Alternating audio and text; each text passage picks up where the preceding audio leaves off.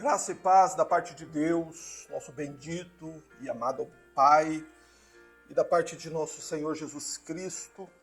Meus irmãos, hoje nós queremos dar um prosseguimento, um complemento daquilo que nós ontem estudamos a respeito do Tribunal de Cristo.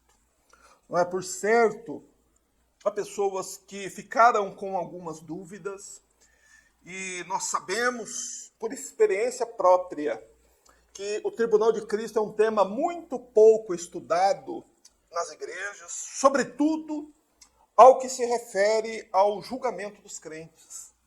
Então, a boa parte dos evangélicos atuais sequer acreditam que os crentes irão a julgamento, não é? E há textos bíblicos que parecem sugerir isso.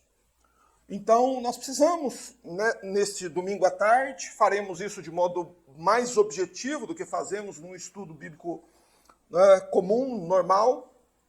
Nós queremos esclarecer este ponto. O crente vai a julgamento no tribunal de Cristo ou não? Né? Haverá,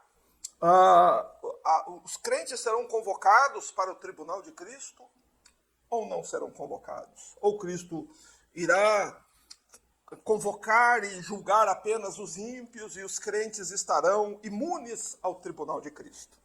É sobre este assunto que eu gostaria de falar com os irmãos nesta tarde.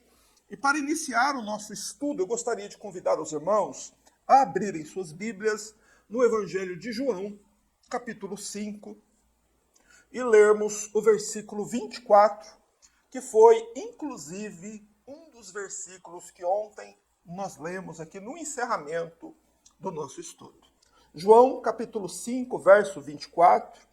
Eu vou ler na versão Almeida, século 21, e gostaria que os irmãos prestassem atenção na leitura do texto, pois está escrito assim: em verdade vos digo que quem ouve a minha palavra e crê naquele que me enviou, tem a vida eterna e não vai a julgamento, mas já passou da morte para a vida.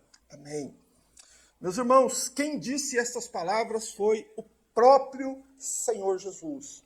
E nós devemos, em espírito de oração, nós devemos orar ao Senhor e pedir ao Espírito Santo que nos ajude a compreender estas palavras do Senhor Jesus. Peço a todos que fechem seus olhos e que possamos orar antes de examinarmos o texto. Senhor nosso Deus e nosso eterno Pai, ao Senhor rendemos a adoração, o louvor, a honra e damos ações de graças, pois, Senhor, tudo que temos, Senhor, cada instante de vida que vivemos, tudo, Senhor, nos é provido por Ti. O Senhor é o nosso Deus, o Senhor é o nosso Pai em quem confiamos. Tu és o Criador, o Senhor e o sustentador de todo este vasto universo. E nós confiamos em Ti, Senhor, porque Tu prometeste dar aos homens a vida eterna. E esta vida eterna, Pai, que nós buscamos, que nós queremos, Senhor Deus, ter convicção a respeito destas coisas através da Tua palavra, pois sabemos que a Bíblia é a nossa única fonte inerrante, inequívoca e infalível da verdade. A verdade está na Bíblia. Senhor, mas há tantas controvérsias, há tantas ideias humanas, Senhor, há tantas discordâncias mesmo entre os crentes. E nós não queremos, Senhor, entrar em controvérsias nestas questões, meu Deus, mas apenas queremos saber a verdade. Queremos hoje, Senhor, perguntar a Tua palavra e pedimos que o Teu Espírito nos ajude a obter a resposta. Se os crentes passarão pelo tribunal de Cristo ou não. Se os crentes, se os Teus filhos, se os filhos de Deus passarão pelo julgamento ou não. Abençoa-nos por Tua graça, Pai. Ajuda-nos a desfazer nossos pressupostos, a deixar nossas ideias, teorias e tradições de lado e nos voltarmos à Tua palavra para aprendermos do Senhor o que o nosso Deus tem a dizer a este respeito. Nós oramos no nome de Jesus. Amém. Irmãos,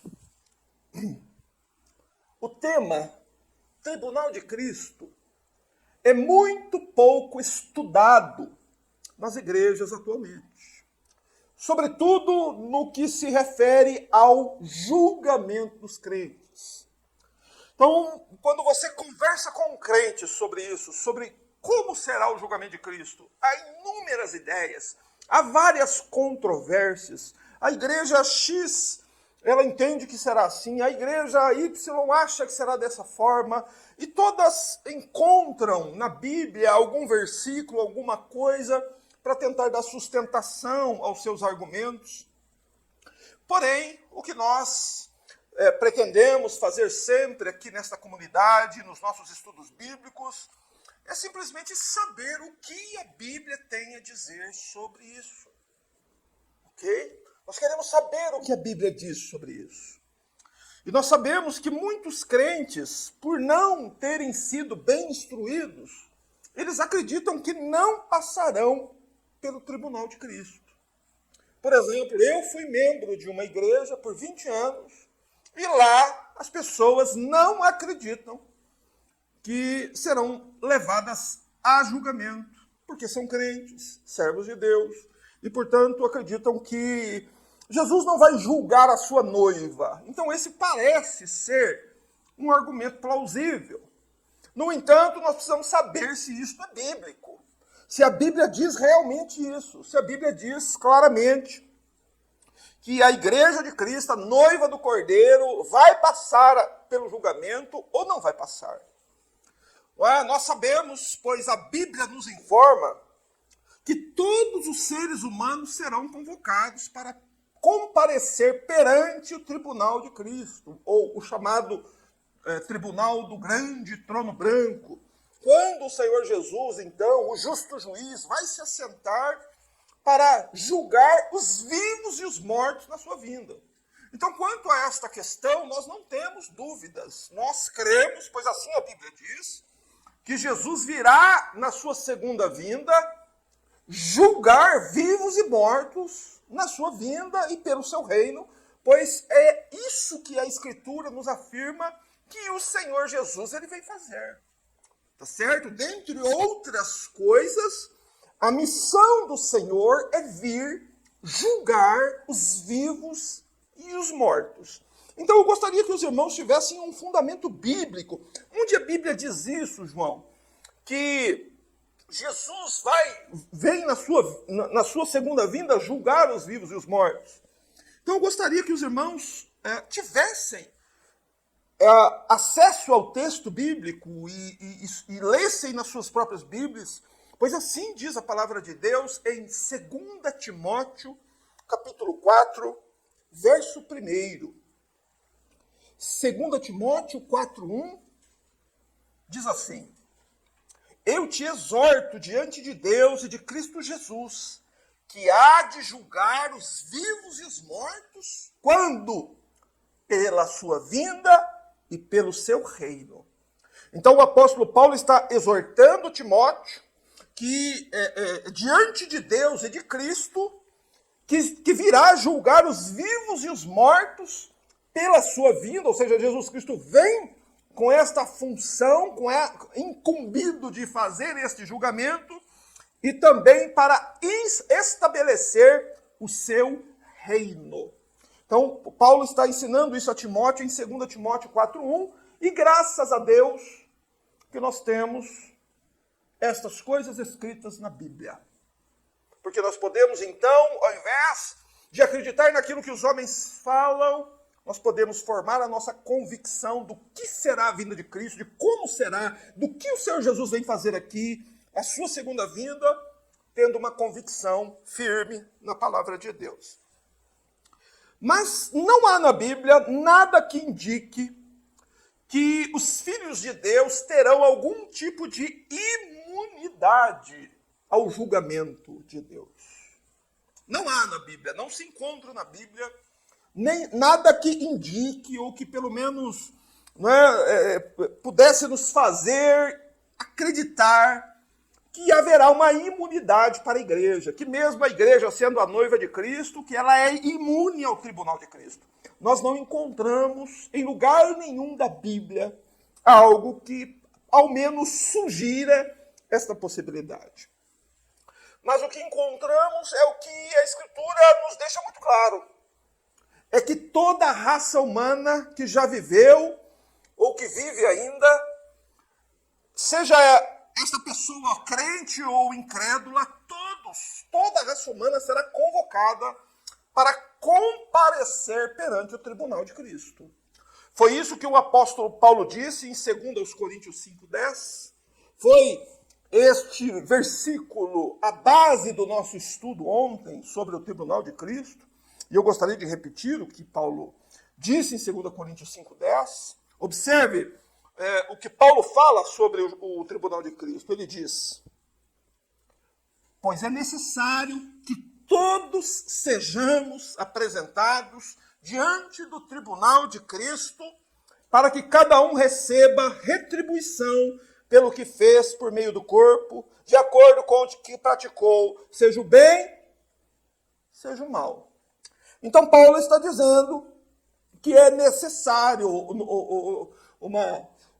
uma melhor tradução é que é indispensável que todos, não é? O que significa todos? O que Paulo quer dizer com todos? Toda a raça humana, todas as pessoas que já respiraram ar aqui neste mundo, todos sejamos, diz Paulo, apresentados. Neste sejamos, Paulo inclui ele mesmo. E Paulo era um apóstolo. Paulo é um apóstolo de Cristo. E Paulo está dizendo que ele também, inclusive, nem ele é imune ao tribunal de Cristo. Todos sejamos apresentados perante o tribunal de Cristo.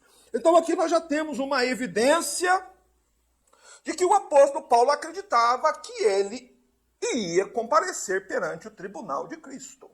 Ok? E a Bíblia nos diz também que até mesmo os pastores e mestres irão comparecer no tribunal de Cristo. Não é? Que os pastores não serão imunes. Portanto, nós começamos a descobrir, a prescrutar, a examinar a Escritura e perceber que a Escritura vai nos dizendo continuamente que Paulo vai participar do tribunal de Cristo, que os pastores e mestres serão julgados por Cristo naquele dia. Se você quiser conferir isso na sua Bíblia, está no livro de Tiago, Epístola de Tiago, capítulo 3, verso 1.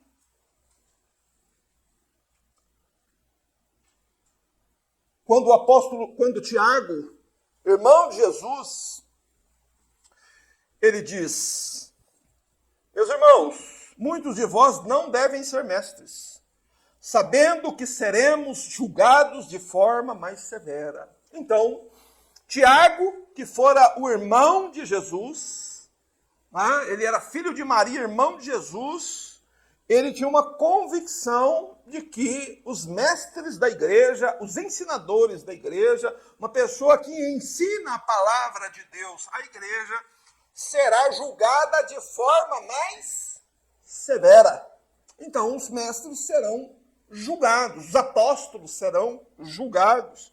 Portanto, irmãos, ninguém está isento do tribunal de Cristo, ninguém é imparcial ou possui qualquer tipo de imunidade nesse tribunal. Contudo, assim como nós fizemos ontem, é importante fazermos hoje novamente. Existem controvérsias a esse sentido. Sempre haverão pessoas que não vão concordar com os textos que lemos e que criarão teses e que, de acordo com elas, de acordo com essas teses, os crentes estão dispensados do julgamento. E quais textos bíblicos eles citam para dar essa sustentação dessa tese? Bem, o primeiro texto que é citado por eles está em João. Nós abrimos aqui em João capítulo 5, está em João capítulo 3, versículo 18. Por favor.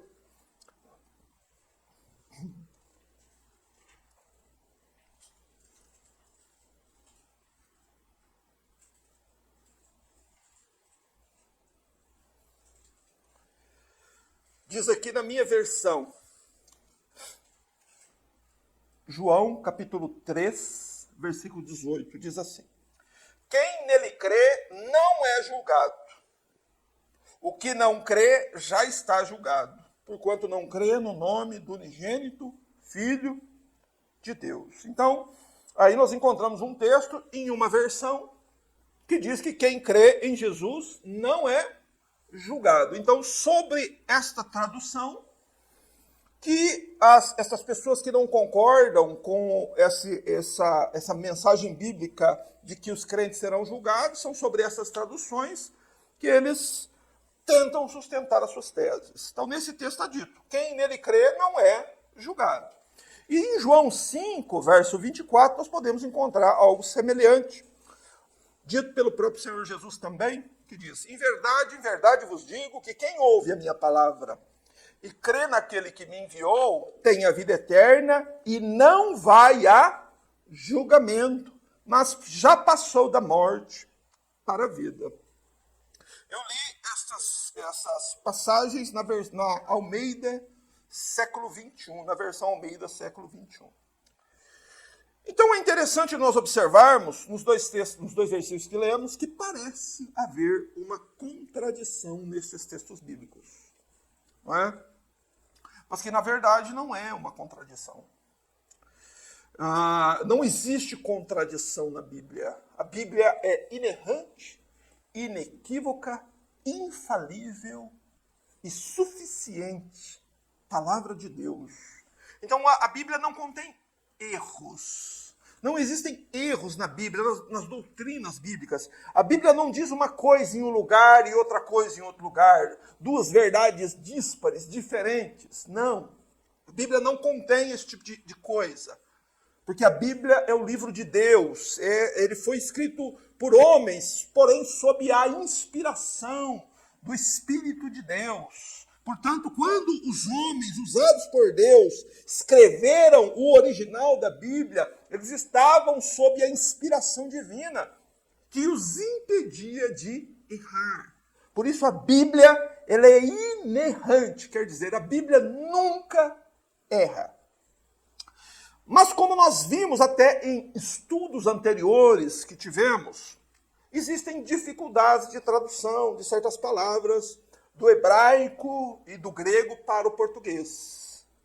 Não é? Nós vimos, por exemplo, uma evidente dificuldade de tradução das palavras Sheol, em hebraico, e da palavra Hades, em grego, para o português. Nós vimos que os tradutores têm dificuldade de traduzir esta palavra. Né, essas duas palavras. Eles às vezes traduzem Sheol por sepultura, mundo dos mortos, a lei, assim como a gente já viu em outros momentos, porém, nenhuma destas palavras consegue transmitir para nós o que a palavra Sheol de fato significa. Nós temos o mesmo problema aqui. Não é? O que temos aqui é um caso semelhante. Pois olhe para a sua Bíblia, por exemplo, em João 3,18. Volte ali um instantinho, por favor. Vamos estudar a Bíblia, vamos analisar o texto bíblico. Pois no meio do século XXI, aqui eu tenho no meu tablet, está escrito assim, quem nele crê não é julgado. O que não crê já está julgado porque não crê no nome do unigênito Filho de Deus. Então nós vemos aqui que o texto está dizendo que quem crê em Jesus não é julgado, mas essa é a tradução em português. A palavra julgado aí em grego é krino. Então, esta palavra grega significa julgar e condenar. Então, ela pode ser usada tanto para uma coisa quanto para outra. Só que nós vemos que os tradutores, já ao identificar essa questão de ter gerado essa controvérsia, se o crente vai passar pelo julgamento ou não, os tradutores já começaram a utilizar na tradução essa palavra como condenação. Então, muda-se completamente o sentido do pronunciamento do Senhor Jesus. Deixa eu ler, por exemplo, o João 3,18 na Almeida Corrigida Fiel. Se tiver, por favor, projete para nós. Está escrito assim, o mesmo versículo em outra tradução. Almeida Corrigida Fiel, ACF. Está escrito assim: quem nele crê não é condenado, mas quem não crê está condenado, porque não crê no nome do unigênito Filho de Deus. Numa outra versão ainda, NVT, diz: não há condenação alguma para quem crê nele. Então nós vemos que nessas traduções mais atuais, a palavra crino ela é traduzida como condenação. Então isso muda completamente a ideia que nós devemos ter com relação à questão do julgamento. Não é um problema de tradução, não é, de uma palavra da língua original para o português. E esse problema de tradução induz ao erro. Não é como nós nos lembramos em estudos anteriores sobre o Hades, por exemplo, quando os tradutores traduzem a palavra Hades por sepultura, seitas como os adventistas e outros usam o termo sepultura em português na Bíblia para dizer que o Hades é a sepultura. E assim não existe vida consciente após a morte. Você entendeu? Quando, na verdade, a Bíblia nos informa que o Hades é um lugar onde as almas permanecem conscientes após a morte. E o Senhor Jesus nos ensinou isso de modo claro, cristalino. Então, erros de tradução podem induzir a erros e se tornar terreno fértil para erros, heresias e teorias. Então, o que eu quero hoje aqui com os irmãos é mostrar exatamente isso. Como uma tradução pode mudar o sentido de uma declaração de Jesus. Não é? Porque numa versão diz, quem nele crê não é julgado. Então, parece que crente não vai a julgamento. Porém, quando nós pegamos o texto bíblico e olhamos a palavra ali no original e buscamos saber qual o sentido original desta palavra, e nós vamos procurar em outras versões bíblicas, nós notamos que o real significado dessa palavra é: quem nele crê não é condenado. Condenado. Portanto, a melhor tradução para a palavra grega crino, para o português, em vez de julgamento, é condenação. E aí, muda-se completamente e isso nos traz uma segurança, uma esperança muito maior. Porque se o crente vive a sua vida aqui, não é? Pela fé em Jesus, servindo a Deus, temendo ao Senhor, se afastando do pecado, se desviando, vivendo a sua vida para Deus, vivendo a sua vida dignamente, conforme o Evangelho, como o próprio Evangelho nos ordena. E o crente ainda vai para julgamento e lá ele corre o risco de ser condenado, então isso traz insegurança para o coração do crente.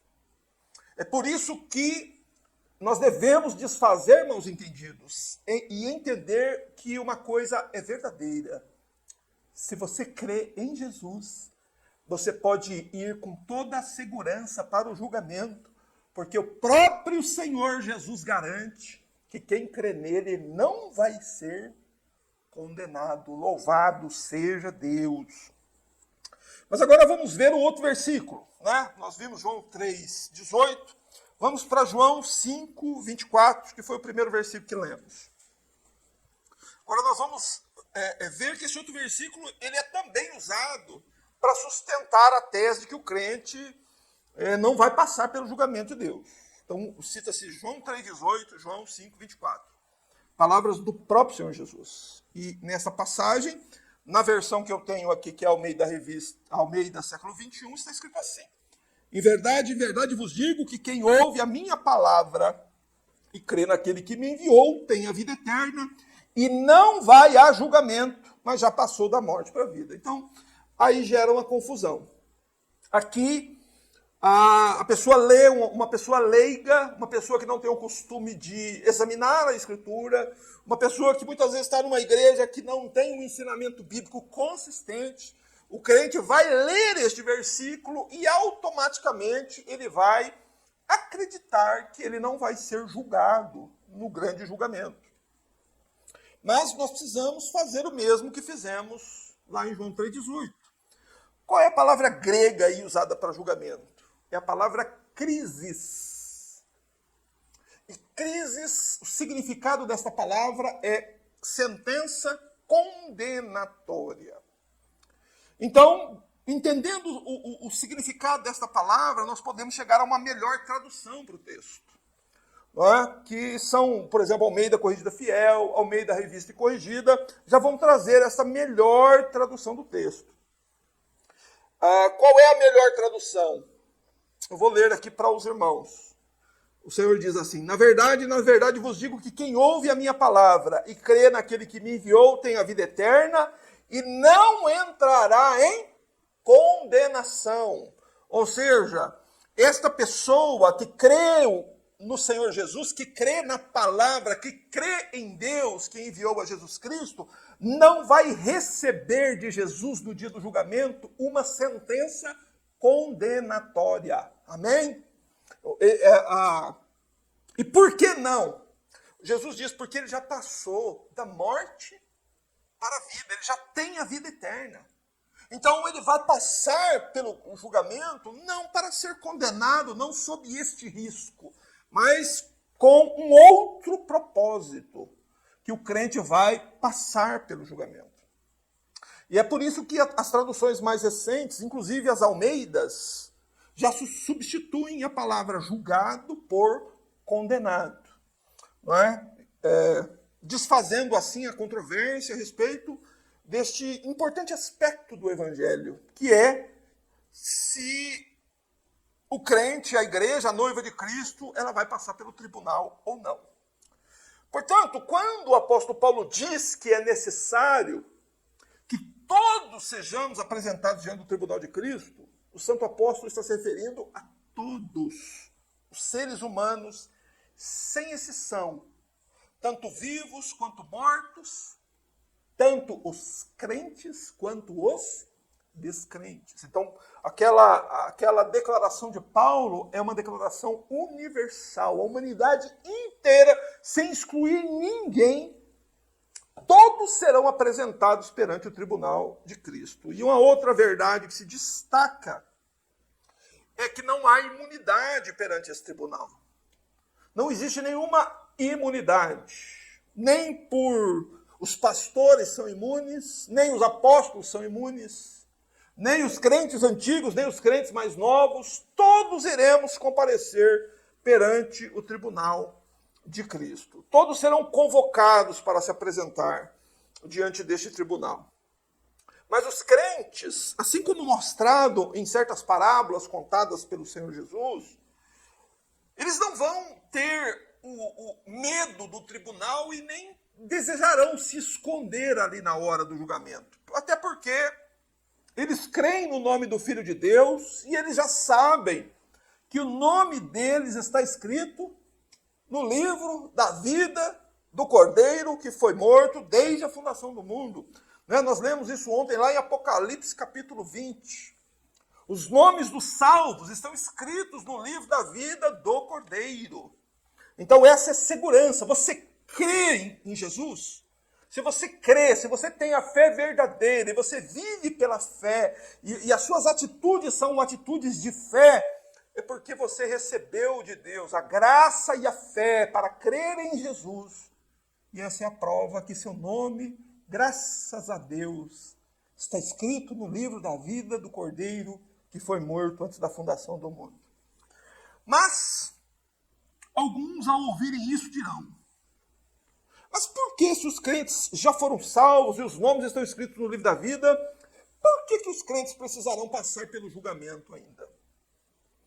Meus irmãos, o erro desse pensamento, o erro de crentes, até de irmãos que pensam assim, é de não compreender qual o propósito e qual a natureza do tribunal de Cristo. Nós precisamos entender isso hoje. Eu gostaria de falar um pouco sobre isso hoje. Qual é o propósito do tribunal de Cristo? Qual é a natureza do tribunal de Cristo? Com qual propósito Deus quis que a história humana fosse concluída num tribunal? Meus irmãos, em primeiro lugar, a gente precisa entender que o propósito desse tribunal não é fazer uma análise ali naquele momento da situação de cada pessoa e salvar e condenar as pessoas ali. Não. Não é esse o propósito do tribunal de Cristo. Nós precisamos entender que o tribunal de Cristo não será para determinar quem será salvo e quem será condenado. Porque essa determinação, a salvação ou a condenação não acontecerá lá, ela acontece aqui. Você entendeu? Quando o tribunal de Cristo for instaurado, acabou-se o tempo, acabou-se as oportunidades. Então a salvação acontece aqui. O próprio Senhor Jesus nos ensina aqui em João 5,24, dizendo que, na verdade, em verdade vos digo que quem ouve a minha palavra e crê naquele que me enviou tem a vida eterna, está salvo. E isso acontece não na hora da morte, não depois da morte, nem no dia do julgamento. Isso acontece quando? Antes da morte. Então o homem, o ser humano, ele está respirando ar aqui neste mundo, e é aqui neste mundo que é decidido o destino eterno da alma dele. Ok?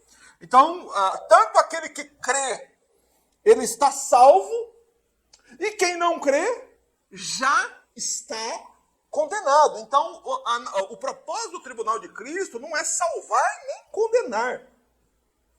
Vamos falar um pouquinho a esse respeito. O tribunal de Cristo será estabelecido para tornar conhecidas as obras dos salvos e as más obras dos condenados. Então, o tribunal ele tem essa finalidade. Por isso que vão se abrir os livros no dia do julgamento. Não são para que o próprio Senhor Jesus, sendo justo juiz, vá avaliar naquele momento ali se aquela pessoa ela fez mais o bem ou mais o mal, e então essa pessoa ela vai ser salva e ser condenada. Absolutamente, não é assim que a Bíblia ensina que ocorrerá o tribunal de Cristo. O tribunal de Cristo será estabelecido para tornar conhecidas tanto as boas obras dos filhos de Deus, quanto as más obras dos incrédulos. E toda esta declaração individual e pessoal será feito, como eu disse ontem, de modo público. Jesus irá ler um memorial com a vida das pessoas, o que elas fizeram, o que elas sentiram, o que elas pensaram. E claro, um coração convertido, um coração que tem o Espírito de Deus, não tem de que se envergonhar diante do tribunal de Cristo.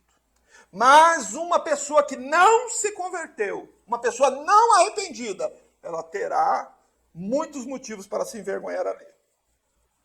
E será também neste tribunal que será informado publicamente qual será o destino eterno de cada ser humano. Isso é necessário. Mas Deus não deixaria a humanidade que ele criou sem essa resposta. Para onde irão meus pais? Para onde irão meus irmãos? Para onde irá meu filho? Para onde irá minha filha? Para onde irá minha esposa? Para onde irão os irmãos? Então o tribunal tem esse propósito, vocês estão me compreendendo? De informar a humanidade de para onde vai as pessoas. Quem vai para o céu, quem vai para o inferno. Então o tribunal tem essa finalidade. E assim não haverá dúvida sobre o destino eterno de quem quer que seja. Os pais saberão para onde seus filhos foram. Os filhos saberão o destino de seus pais. A função do tribunal, dentre outras, é essa. É por isso que ele é um tribunal público. Não é? Para que todos os presentes sejam informados a respeito de cada indivíduo da raça humana, se este foi salvo ou foi condenado. Em segundo lugar, o propósito maior do tribunal de Cristo será revelar diante de toda a criação reunida as perfeições do Criador. É ali naquele tribunal que Deus será exaltado acima de tudo e de todos. Naquele dia serão conhecidas quão preciosas são as riquezas da graça de Deus. Deus, ele é gracioso, esse é um atributo de Deus. E no dia final, no dia do tribunal de Cristo, ficará muito claro para toda a humanidade quão preciosa é a graça de Deus. Em como ela supera qualquer outro tipo de riqueza que os homens jamais conheceram. A graça de Deus é a coisa mais valiosa que existe. Porque aqueles que serão salvos pela graça. Deus lhes dará este presente eterno, que ninguém poderá tirar do povo de Deus. Então este atributo de Deus ficará muito evidente no dia.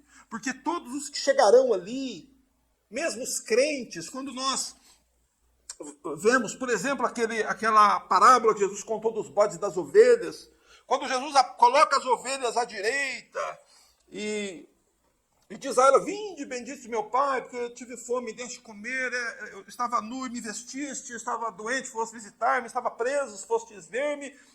As ovelhas perguntam para o Senhor: Senhor, quando nós vimos o Senhor assim e te ajudamos? Então ali fica manifestado que as próprias ovelhas que serão chamadas pelo Senhor Jesus para entrar no reino celestial, elas consideram a si mesmas indignas do reino.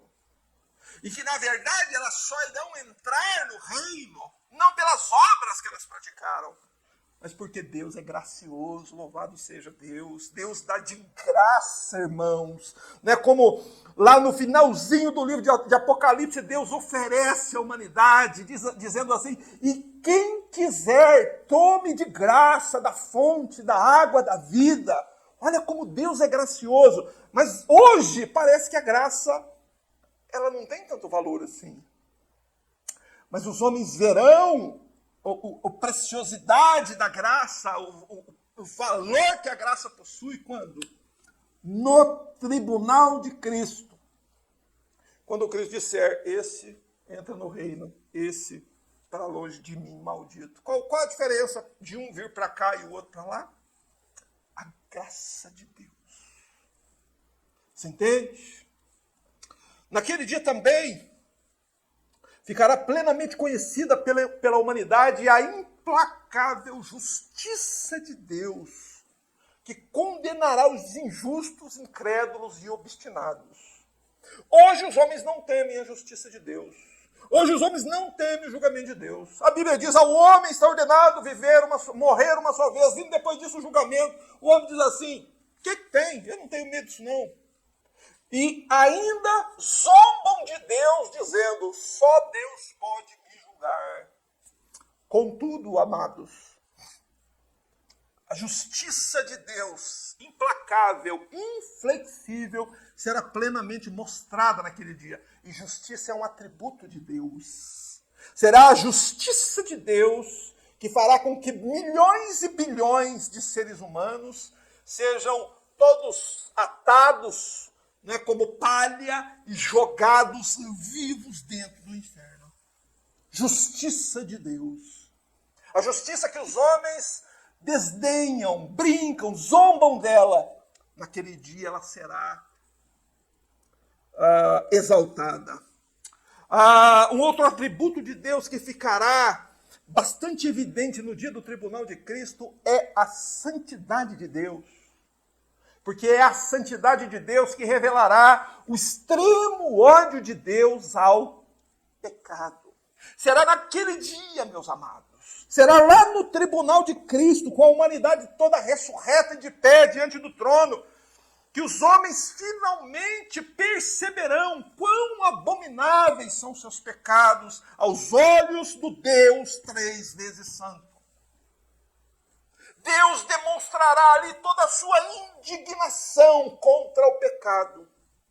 O pecado que as pessoas brincam, zombam, acreditam que não é nada, que são apenas pequenos erros, pequenas falhas, sem maiores consequências. Será naquele dia que os homens perceberão que o pecado é ofensa à santidade de Deus.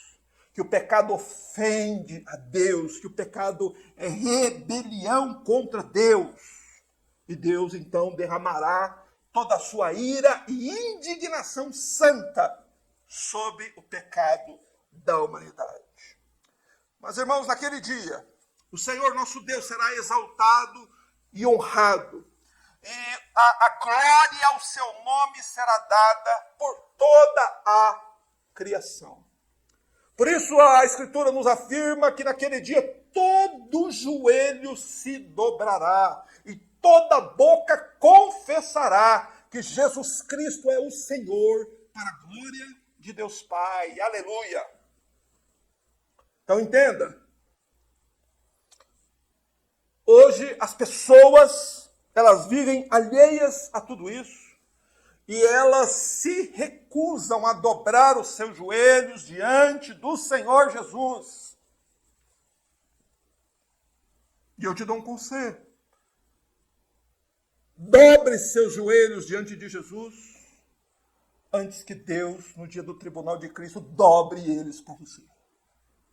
De um jeito ou de outro, todos vão se dobrar. Aqueles amiguinhos da escola, aqueles amiguinhos da faculdade que zombam de Jesus, aquelas pessoas que escarnecem de Cristo, que o reputam por nada, que zombam do seu nome, que fazem piada com ele, desenhos, caricaturas de Jesus, zombando dele sem nenhum medo dele.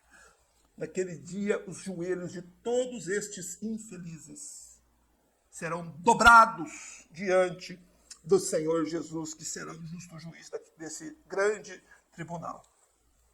Mas em terceiro lugar, irmãos, nós precisamos entender que o propósito do julgamento não será a investigação das obras de cada pessoa. Às vezes a gente fica pensando assim, que Deus vai ficar investigando. Deus não precisa investigar, ele já sabe. O que está escrito nos livros são para informar a humanidade, não informar a Deus. Ok? O Senhor conhece plenamente todos os fatos plenamente, né? E até mesmo os segredos dos corações. E também nós sabemos que naquele dia não haverá possibilidade de perdão nem de arrependimento. Tá certo? Às vezes, num julgamento comum, num julgamento aqui humano, aqui nessa terra, um culpado, uma pessoa cometeu um crime, ela está diante do juiz e ela se arrepende, ela chora ali, ela diz que se fosse possível ela desfaria tudo, só que ali, diante do Senhor, não haverá essa possibilidade, não haverá perdão, não haverá arrependimento. Porém, Deus, por ser justo, ele vai informar toda a criação das obras más que foram feitas pelos homens e executará seu juízo sobre eles. Ou seja, o Tribunal de Cristo tem o propósito de declarar publicamente o veredito de Deus sobre cada ser humano. Perdão.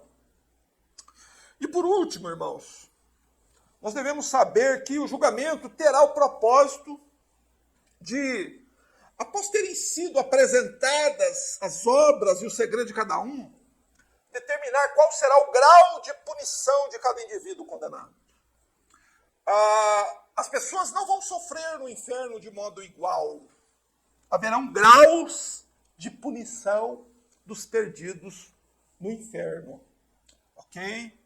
Então, o Evangelho nos explica isso. O Senhor Jesus usou uma linguagem metafórica para se referir a esses graus de condenação. Sobre isso falaremos numa outra oportunidade, mas isso precisa ficar bem claro. No dia do julgamento será proclamado publicamente qual o grau de condenação aquela pessoa ela receberá, porque assim como num julgamento a pessoa pode ser sujeita a uma pena de 5 anos, 10 anos, 15 anos, 20 anos, 30 anos, 40 anos, neste julgamento também precisa ser dito. Embora o tempo de pena de todos seja igual, porque a condenação é eterna, porém, as pessoas sofrerão graus diferentes de punição. Já no caso dos crentes, o tribunal vai determinar qual será a recompensa que cada um receberá pelas boas obras que realizaram em prol do avanço do reino de Deus aqui na terra. Então, esta recompensa, ela não é pela graça, ela é pelo esforço humano. Você entende isso? A salvação é pela graça, o galardão não. O galardão é por esforço. Vou citar 2 exemplos aqui para tentar ilustrar para os irmãos.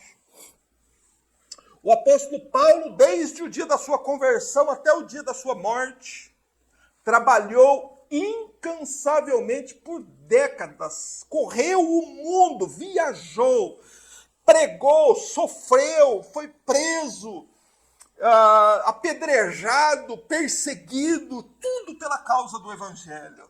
Então, no dia do julgamento, o apóstolo Paulo receberá uma recompensa pelo trabalho que ele desenvolveu, pelas cartas que ele escreveu, por tudo que ele fez. Tá certo?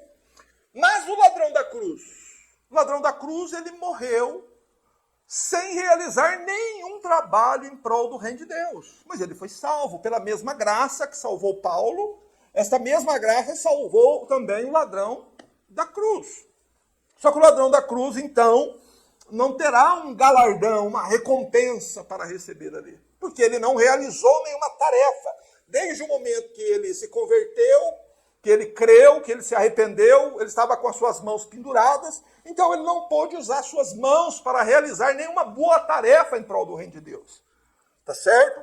Mas quem trabalhou pelo reino, quem evangelizou, quem distribuiu Bíblias, distribuiu panfletos, quem visitou os enfermos, quem assistiu o doente, quem ajudou o órfão, quem atendeu a viúva, quem correu atrás de levar a palavra de Deus mais longe, você, no dia do tribunal de Cristo, será recompensado.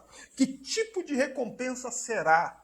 Nós não sabemos, porque a Bíblia não nos explica que tipo de recompensa será. Mas a Bíblia nos deixa muito claro que nós seremos recompensados. Não é? E então, quando concluir o tribunal, encerrou-se então, Jesus proclamou a sua sentença, o seu veredito sobre cada ser humano que já respirou ar sobre a terra em toda a história. Então chega ao fim. O que acontece depois? Os condenados são lançados para dentro de uma fornalha acesa, que é chamada de inferno na nossa tradução em português, mas em grego é Geena. E lá será o lugar onde eles cumprirão a pena. Os remidos, por sua vez, herdarão a vida eterna, e para isso, o céu e a terra que agora existem, eles passarão, eles serão restaurados, e haverá um novo céu e uma nova terra onde habita a justiça. É importantíssimo que você conheça isso, que você tenha intimidade com o Apocalipse 21, para saber para onde você vai depois que tudo isso aqui terminar. Onde será o lugar de felicidade, gozo sem fim que Deus prometeu à humanidade? Meus irmãos, são por estas coisas que o coração de um cristão anela. É para esse dia que um crente olha continuamente. E ver o cumprimento dessas profecias e tê-las em mente nos leva a ansiar cada vez mais por deixar o mundo para estar com Cristo. Só que nós nunca devemos nos esquecer de uma verdade importante, que para muitos é incômoda, mas para o crente verdadeiro não é. Entre o crente e o céu há um tribunal. Entre você e o novo céu e a nova terra existe um tribunal, existe o dia do Senhor. Existe este dia. Ninguém vai entrar direto, ninguém é imune ao tribunal. Há um dia do Senhor. Há um acerto de contas antes do Senhor Jesus voltar. E eu concluo, irmãos, dizendo que com essas palavras nós devemos encher o nosso coração e fortalecer a nossa fé. Porque a Bíblia nos diz claramente que o crente ele não vai a julgamento. Ele não vai ser condenado. Ele não vai receber condenação no dia do juízo. Ele vai receber um galardão, louvado seja Deus. Porque é isso que a Bíblia diz. Então sirva a Deus, sirva a Jesus. Sirva a Cristo. Enche seu coração de esperança. Viva em comunhão com seus irmãos em Cristo. Compartilhe o evangelho com as pessoas que estão perto de você, sua família, seus amigos, seus pais, seus irmãos, seus colegas de escola. Olha, gente, estamos todos indo para este dia, o grande julgamento de Deus. Compartilhe o evangelho e viva a sua vida de modo santo, uma vida reta, uma vida de comunhão com Deus, uma vida de comunhão com seus irmãos, e aguarde com paciência a chegada deste dia final, porque os profetas nos dizem que este dia está perto. E o apóstolo Paulo, disse em Romanos 8:1, aquela passagem que nós gostamos muito, gostaria que você projetasse, por favor, Romanos 8:1. Na versão Almeida Corrigida Fiel, ACF, quando Paulo diz assim: portanto, agora, nenhuma condenação há para os que estão em Cristo Jesus, que não andam segundo a carne, mas segundo o Espírito. Então entenda, o crente vai a julgamento, mas para ele não existe nenhuma condenação, porque toda a condenação que pesava sobre nós recaíram sobre Cristo lá na cruz do Calvário. Louvado seja Deus. Essa é a graça de Deus, a misericórdia de Deus. Esse é o amor de Deus, Salvador, agindo para trazer esta bênção para todos nós. Então, eu concluo dizendo isso, irmãos. Não há condenação para o crente. Se você está em Cristo, você só precisa ter prova disso. Você não pode achar que está em Cristo. Você não pode ter ideias, teorias. Você precisa ter provas de que você está unido a Cristo. Para quem está unido a Cristo, não há condenação. Aleluia. Vamos orar. Vamos glorificar ao Senhor. Nosso bendito e eterno Deus, o que poderemos dizer, Senhor, diante de tão grande salvação? Diante de palavras, Senhor Deus, que nos trazem tanta segurança. Diante da nossa realidade, Senhor, de que Tu és um Deus todo-poderoso e santo, um Deus que estabeleceu um plano para a humanidade e que o concluirá no dia em que Teu Filho voltar para julgar os vivos e os mortos. Pai, ajuda-nos para que vivamos retamente, para que vivamos pela fé. Senhor, que não venhamos recuar, mas nos apegar à verdade e conhecermos cada vez mais sobre o tribunal, sobre a eternidade. Que agora, Senhor, possamos aprender, meu Deus, sobre como será o nosso lar celestial, como será o novo céu e a nova terra que o Senhor nos prometeu. Pois sabemos, Senhor, que ali, então, finalmente, não haverá mais morte, nem dor, nem pranto, nem clamor, nem choro, porque as primeiras coisas haverão de ter passado. Aguardamos, Senhor, pacientemente este dia, dando glórias ao Senhor. Te exaltamos também por neste domingo podermos falarmos destas coisas e esclarecermos aos irmãos a respeito do crente e do tribunal de Cristo. Damos graças a Deus, em nome de Jesus. Amém. Meus amados, gostaria só de pedir que estejam orando continuamente pela nossa pequena Sofia. Que Deus abençoe a todos e até o próximo sábado, às 17 horas, se o Senhor assim permitir.